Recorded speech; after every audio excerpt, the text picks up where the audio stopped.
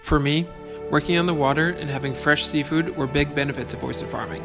But the main reason that I wanted to start an oyster farm was the idea of a completely sustainable protein source. When we met 4 years ago, we were living out in the Bahamas doing a marine conservation program. We were in the water diving every day for 3 months. We were doing surveys of the reef and learning about the challenges the ocean is facing. And I really feel like that's where both of our interest in the ocean became more of a passion to help do something to protect it. The ocean is such a beautiful place, but the way we're living is destroying it. We live at this really important time where we have the opportunity to do something to fix it. But we need real solutions fast.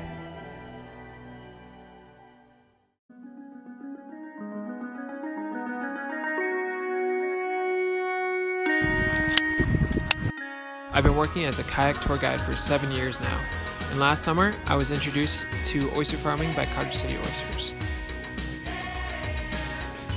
I was instantly drawn to the idea because oysters are really good for the ocean, and by growing them I could help clean the island waters. So most oysters are farmed in ponds like this, and that comes with a lot of benefits and some drawbacks. The benefits are you're not exposed to the big storms like we are going to be out in the open ocean. In Edgartown, we are lucky to be supported by a strong oyster community. But for me, this meant that all the leases in the bay were already in use. The only lease available was a few miles off the coast.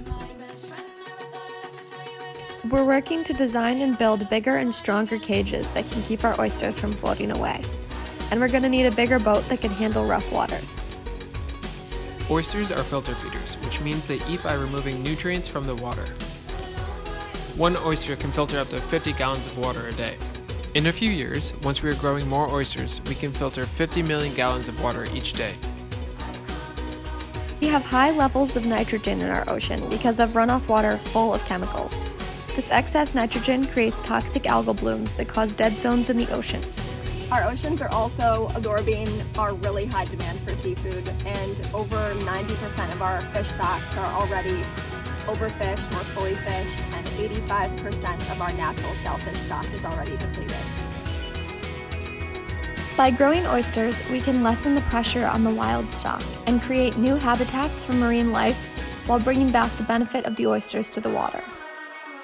When we show people that this can work in the open ocean, we can open up opportunities for more farmers all over the world.